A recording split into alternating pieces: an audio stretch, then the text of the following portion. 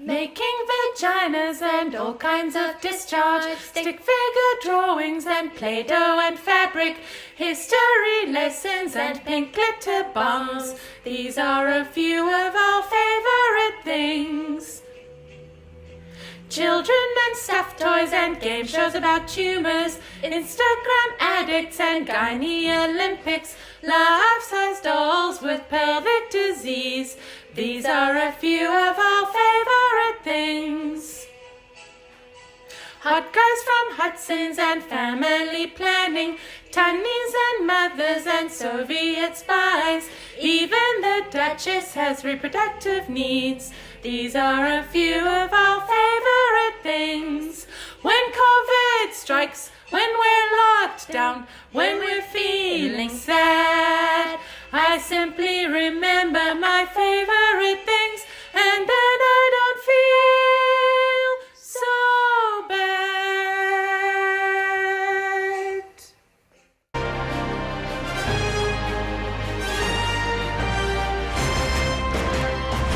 Hi everyone, it's me, Covidia eLearning, and we're here on Gynae News to bring you another riveting show. And I have a really special guest with me today. After COVID struck, a lot of educators had to be innovative with how they designed their courses. And today I've got Dr. Siobhan Gordon. She's the head of undergraduate education for Gynae at UCT. And we had news of such positive reviews from the students. They were raving about this course, almost entirely positive. And we just want to find out from you, Dr. Gordon, what were your initial thoughts when you found out you had to design an online course for the first time? Blind panic. It was very intimidating, but I did have a vision for how I wanted things to go. My background is as a medical educationist, so I wanted whatever we did to be obviously educational, but also a lot of fun and very engaging. So I had this crushing realization that I had to create this whole thing in a way that I wanted to create it, which was incredibly intimidating at the time. Right. And how did you want to design the course? Well, I followed a lot of the guidelines from SILT, which is the UCT Center for Innovative Learning and Teaching, and they recommended that we create a structure through like a kind of a flow through which students would progress. So that's how I designed the site. It was weeks 1, 2, and 3, and every day had a certain list of topics that they had to go through. And I also had to keep in mind what the survey of the students had said, which was that the average amount of time per day that they could use to study and work was about 5 hours. So I had to be very mindful about how much content I put in every day. And how much experience had you had with creating courses like this? None. I have participated in online courses before, but I've never ever had to design one. But I did have access to a lot of educators who are very tech savvy, and one conversation in particular which went this way: all you need is a cheap tripod and your phone, and that video quality will be adequate for anything you want to achieve. And that's how it all began. Wow. What were your working conditions? Well, a very dark and cold study at home with a almost 2-year-old toddler in the background. Fortunately, our nanny was able to come and stay in with us, so that otherwise I would have got no work done. And of course the conditions were such that you couldn't go to a craft shop and buy something, so it had to be something that was in the house already, or something that you could buy at Pick and Pay, which is pretty limited when you think of applications to online learning. It was quite limited with a lot of home distractions in the background, but fortunately I do have a very good internet connection, so that was very helpful, and that stood me in good stead. What was your greatest joy in this process? Oh Poor girl. So my other choice of career in life was drama. I know, it's very subtle.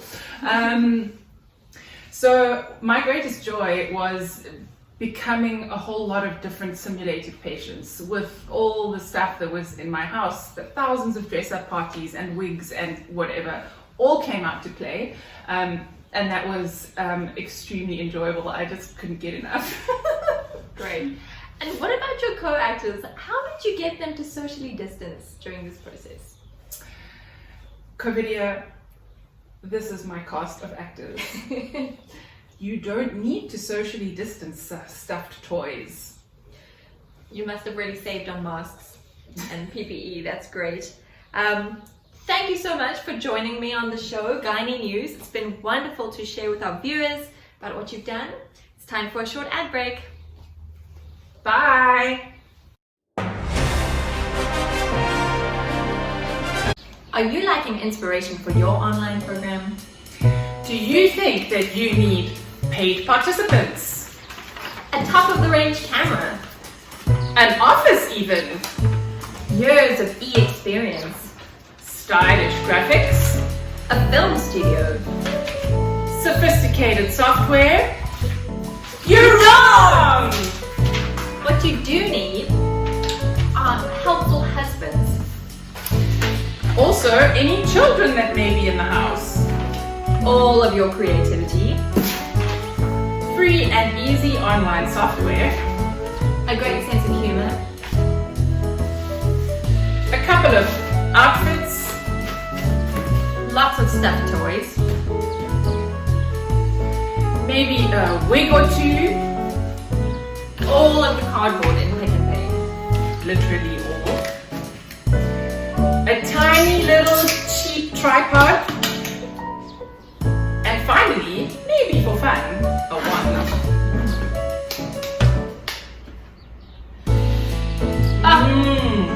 Perfect. Amazing. So if you need some inspiration for your online teaching and learning, call 1-800-SHIV-EMILY.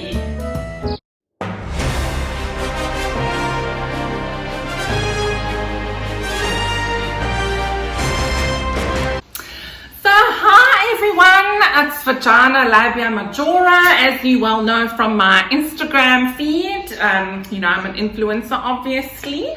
Today, as part of our Gynae News on Location segment, we are at the house of one Dr. Emily Richardson, who has recently been involved in creating a lot of online content for the UCT medical students. So let's go in and say hello to her.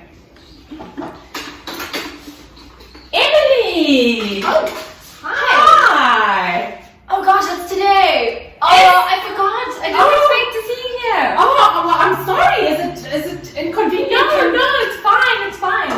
Yeah, Okay, so you forgot that you were to be featured on today's segment. I forgot. My son, he was teething and he kept waking up in the night at 3 a.m. and 4 a.m. and 5 a.m. and my puppy was trying to eat my slippers again and it was just chaos. So yeah, I forgot. Oh wow, that sounds really rough. Is it okay for us to carry on? Do you Let you do it, yeah. Okay, wonderful. Well, as you know, we got, and for our viewers, we got such amazing feedback about the content that you made for the Women's Health course, the online course. And we were wondering, what were your initial thoughts when you were approached by Dr. Siobhan Gordon to help create content for this online endeavor? Yeah, no, I was quite overwhelmed in the beginning. I didn't really know what to do to make it interesting or different at all, so I just stuck with making a narrated PowerPoint, and it was really boring. It was boring to make, and I think it was boring to watch, so I wanted to make it more interesting next time. Okay, that's so fascinating. So you wanted to create a better product after that first experience. So what did you do? Where did your inspiration come from for everything that they raved about? The things that I could find in my house, like I used a doll to demonstrate pelvic inflammatory disease, which was a little bit creepy, but hopefully helpful to the students. And I like cooking, so I did a cooking show with making vaginal discharges. Yeah, just whatever I had around. Okay, that sounds very inspired and resourceful and creative. Tell me, what experience have you had previously with online teaching and learning? Absolutely none at all. I can barely log on to Bula. That's hysterical because it definitely doesn't show, definitely not. Now tell me, Emily, what conditions were you working under while you were making this content? Well, it would have been wonderful to have some sort of childcare services so I had more time, but it was just me and my husband at home. Sometimes he was at work, so he helped out, and I often had to work at night. Yeah, it was challenging. That sounds enormously challenging, but your gorgeous children were actually in some of your videos, weren't they? Yes, they were. They did very well. Amazing. So tell me, what was your greatest joy in this whole process, which sounds like it must have been very stressful and exhausting, but what was the joy? I think the greatest joy was when I let go of any sense of self-respect, and I just did what would be most interesting and most entertaining to the students, and then I ended up having so much fun.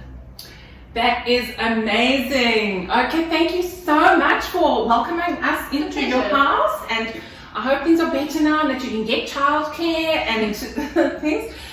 So thank you very much for hosting us, and I'm sure we will see you again. That's a pleasure. This is Vagina Labia Majora signing out for the On Location segment of Gynae News.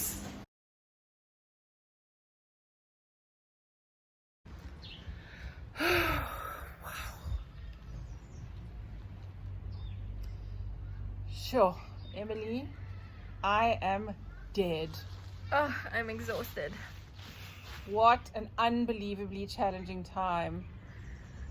Yeah, and it just kept on coming. Oh, yes. How many courses have we been involved in? 3, More courses 4, than UCD yeah. offers, it feels like. So tell me, what do you think your greatest challenges were in this whole process? I think having to do a lot of the work outside of normal hours because of not being able to use childcare. Yeah, I don't like machines. I don't like working with computers or phones or anything, and I had to do so much of that. But I learned a lot, so that was okay in the end. And also just deciding, like, how far am I willing to go with this? Am I willing to be filmed in my pajamas, you know, in my bed, singing a song? Well, the answer to that is yes. Yeah, for better or for worse. And what about you? What did you find challenging? I think some of the challenges were obviously the technical issues. Like I work on Apple Macs, and the way Apple records doesn't really speak very well to Vula, so I had to learn how to convert formats. I had to learn about megabytes and sizes and what's too big and what's too small, and I had to learn how to compress things, which you taught me actually. You taught me how to compress things. I don't think it's the official way, but yeah. It works. And obviously, yes, you know, there's distractions at home, but I think probably my biggest challenge was my perfectionism, because once I had a vision in my mind of what I wanted to create, it had to be that way, and that meant a lot of after hours work. Even though I had the nanny there, I would still be working late into the night, making lots of extra videos and things. And yes, it was worth it in terms of the content that was created, but I don't know if it was worth it in terms of the impact on my mental health. Yeah. So yeah. What about you, Sarah? What were your challenges? I don't think Sarah has many challenges aside from a lack of clothes. Seems like an advantage right now. So look, we did it. High five. Yeah.